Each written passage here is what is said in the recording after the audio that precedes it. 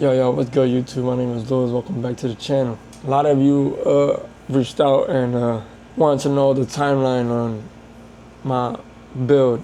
And since today is going to be hot out, once again, I'm not stepping out. I will actually show y'all that. I'm going to give y'all a rundown on the stuff that I've done, how it looked before, then after, and then now currently. Now, just letting you know, currently it's not looking too good. Look-wise, running-wise, perfect, but look-wise, like, I had a wrong tune on, and it was horrible. But back then, before me doing the K-swap, I actually had a turbocharger twice on my K20 that I had, that came with the car. I tuned it perfectly fine. I forget how many pounds of boost I was making, but it was up there, like, it was up there. It wasn't the fastest or whatever, but it was up there. But now, like, sometimes I'll be debating, do I want to stay all motor? Do I want to go forced induction? I just be all over the place, my mentality of it. But, yeah, that's that. All right, well, let's get started. So I'm going to post everything, all the pictures that I'm looking at, and explain everything, either in this corner or this corner, somewhere in the frame. This is how the car looked before, So this is currently the K20. We was cleaning it up. In my old head, we was cleaning it up because it had grease and dirt and all that. Power steering fluids, it just goes all over the place. I hate that. That's why right now I'm currently not running no power steering, but I eventually am going to go electric power steering. That's that. All right, moving on. Right here, you see this is how it all started. Me taking things out and apart, all that wiring. And some of you might be like, damn, like, that's really a lot, bro. Like, you got that. But honestly, if you actually break it down, it's really not a lot. It just looks like a lot because everything is gathered and piled up together. But nah, that's how it is. Moving on. Yeah, this is another angle from somewhat beneath, so you can see like everything and how dirty the compressor is right here. Yeah, the alternator, I actually relocated that. So from factory where it's at now, I actually relocated it where the AC compressor is at. And the reason why I did that was because since I obviously eliminated the AC, the belt, it needed to be shorter. So I got a shorter belt. It came with the alternator relocation kit. And yeah, so it's at the bottom now. But the only problem is that you can't really drive. Remember, the car is lower too. So if you ever consider doing this with your RSX or any car you have, and you have the ability to actually relocate it, and it's at the bottom, yeah, just make sure you have another car in case it rains, because this never happened to me, thank God, but and just keep in mind. So yeah, real quick, since we're already here in this picture, I do want to also mention too that if you have an RSX and you're swapping over from a K20 to a K24, the thermostat, that actually has to be changed. Meaning you have to, like, if you put a K24 in, you have to make sure that you put a K20 thermostat in. The reason why is because the K24 thermostat housing is aiming more towards outside than the K24 or the K21.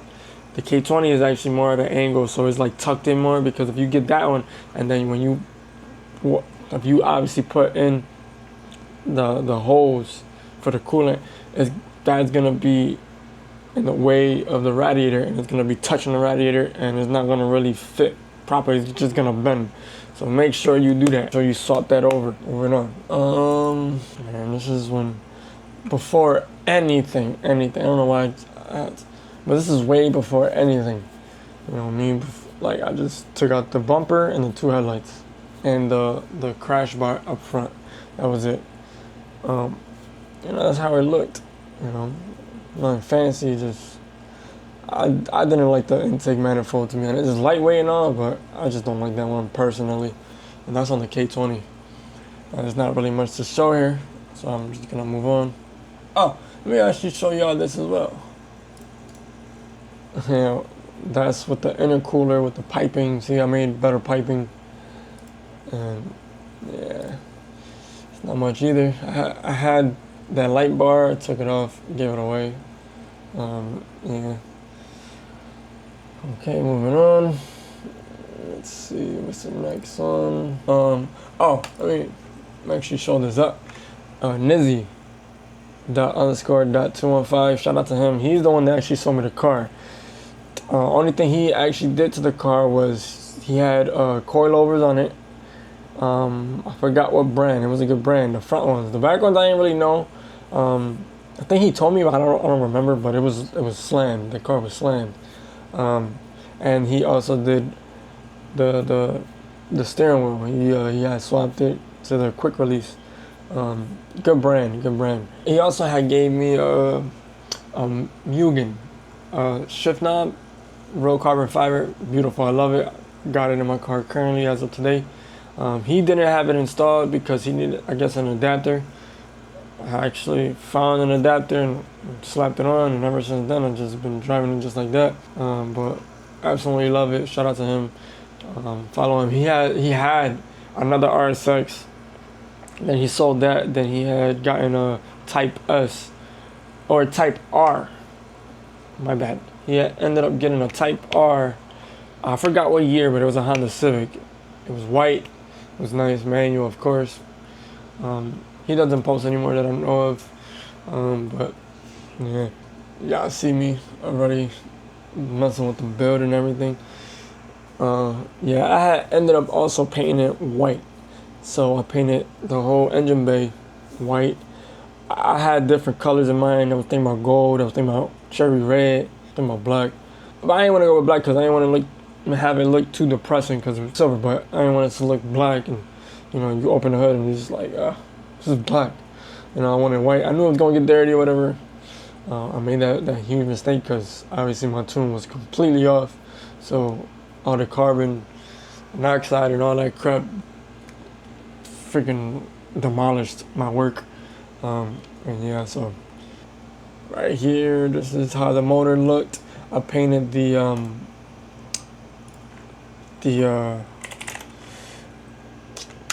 what's that? The pulleys and all that crap. Yeah, I painted that black. I painted the engine or the oil pan black as well. Yeah, so here I added new timing chains. Except for that top one. That one I think is still old. I don't remember. But the bottom one, yes. I did change that because I ended up changing the oil pump. The reason why is because from factory, the K24 comes with this big bulky one that it's supposed to dampen, or not dampen, but like reduce engine noise, vibration, and something else. And like when you do an upgrade like this for performance, you want to block off with a screw. You want to block off. Yeah, so right here, I'll circle it, but right there, that's a adapter screw. You gotta pull that. I forget what it's called, but you gotta pull that out. Oil comes out of there. You want to block off that oil passageway or that oil pathway, because obviously then it will build up more pressure. And then you want to go with a Type S, RSX Type S oil pump, because for one, it's lightweight, and two, well, obviously the pressure, it helps circulate the oil much better. And the good thing about me doing this was that I was so happy, because comparing to that with this big bulky one, y'all see it, see, man, that thing, bruh, that thing was massive. It was heavy, it was massive, and bruh, I didn't like it. With this one, the old one, this big bulky one, you actually have to time it, and it's horrible. It's horrible. Doing timing is just it's horrible. But going back to the Type S oil pump, It's beautiful because, man, in my hand right here, there's no dot on the gear. But if you actually seen on the old one, it actually is a dot. So you have to time everything, and you don't want that. You really, less of a headache, I'm telling you. So if you're trying to build a race car and stuff like that, I'm telling you, Type S, RSX Type S oil pump. Then you got a picture of me right here, obviously doing electricity. I was trying to rewire my fuse box, but then I thought about it last minute. I'm like, hold on, wait, I could do this when the engine is on. I'm just trying to hurry up and put the engine on so I could just have this car running and moving. And yeah, that was the goal, that was the plan. So one upgrade that I did as well is from factory. The K series, they come with a 25-degree cam gear angle, 25-degree cam gear for the intake. I bumped it up all the way to a 50-degree angle, or 50-degree cam gear. You really want to be careful if you don't know what you're doing. You really want to be careful with doing the 50. If you really don't know what you're doing and you're trying to be on the safe side, go with a 45-degree angle cam gear. But if you know that you know how to time things correctly and nothing's gonna break or nothing in your hands, then by all means go with the 50. That's the last that I've seen. Like, that's the farthest it'll go. There's on a cam gear, real quick, there is, like, if you look at it in hand, if you open it, I believe, or if you look at the screw, you're gonna see like there's like the crevice and stuff like that. And then I think on the top, I don't remember, it's been a while, but I know that if you get an air compressor and you blow into it, you can actually unlock it and then it'll actually spin. I'll probably do a more in-depth, because I am planning on doing something again, but that you can actually adjust it and stuff like that. But I don't want to give y'all false information because I really do not remember on how it is. But yeah, you want to do that. Make sure you always time everything correctly. Obviously, y'all see that both the lines are facing each other. You always want that. It's pretty tricky, I'm not gonna lie, because you got the two lines, but then you got the two dashes, but then you got the two dots. See, if you look at the exhaust, which is on the left side, you got the dot right there, and then on the right side, the intake, you got an arrow pointing up. It's a certain way that you want things to be. And then this is where the difficult part comes in. If you keep the old oil pump, is that you got to actually align that with that dot as well. It's too much. And then on the chain, you can actually see that there's the linkages. See that it's like a bronze color, like every other chain full. It's like a bronze dark color, but then you got the two linkages that is black. You want that to be in the middle of with the dots and the line. It's really tricky though, because if you actually put it there and then you tighten everything, you're gonna see that things are really off. You gotta make sure that you gotta put it off a little bit to then tighten it, because then it'll align, if that makes sense. I can't really explain it because obviously I'm not here physically with it, and it's been a while. But yeah, that's that. Let me move on real quick. Just in case if y'all want to see the turbo. Turbo's actually in the back. Yeah, I know y'all see that, it's in the back. Didn't go with a sidewinder because obviously them drones are mad expensive for no reason. But they are they are mad expensive, so I didn't go with that. I just went with the cheapest one. And yeah, that's no good. Going that way is no good because when I had that, it actually broke my studs. Exhaust manifold, I was pissed. And that's another reason why I just wanted to do a case swap, because I wasn't trying to go with the headache about trying to tap that and then take that out and all that crap. So fast forwarding, putting everything all together. Obviously, y'all see I don't have the cap on, the valve cover. You see the camshaft, intake, and exhaust. I still haven't relocated the, because at this time I was like, damn, because I remember that I took out the AC compressor. I was just messing around and trying to see what I'm gonna do. Everything looked mad clean, everything white. Yes, I did paint the engine white, of course. So everything, you know. But I should have just went with the natural iron look, cast iron or aluminum. No, cast iron. And yeah, so yeah, that's how it looked. And then, oh yeah, this is the two motors side by, well, not side by side, but you know, together. You see my dog's butt right there, and then you see the transmission, and then you see the engine bay all, well, not all empty. And that's that. And then I, that's how it looks now. Well, not it looks now, but that's how the overall look was supposed to be, with the red top, you know. And that red top is wrinkle red, beautiful.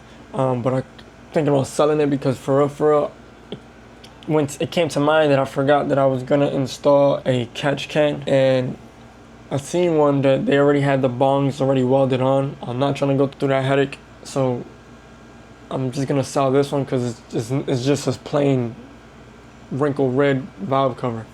So if y'all interested, let me know. I'll sell it for y'all for a decent price because I really don't need it. Just I got it somewhere around here. Or it's in the garage or something. I don't know, but yeah. That's just trying to hurry up. I know I didn't get into too much detail everything, but I just didn't want to bore y'all, cause really fast, cause I know a lot of people always ask why do I have these locks. Well, twice, I don't know if you can see it, but my roof is actually dented in front of the sunroof. My hood actually opened up twice and bashed my window 2 times, and that's the reason why I had this guy help me when I had moved. He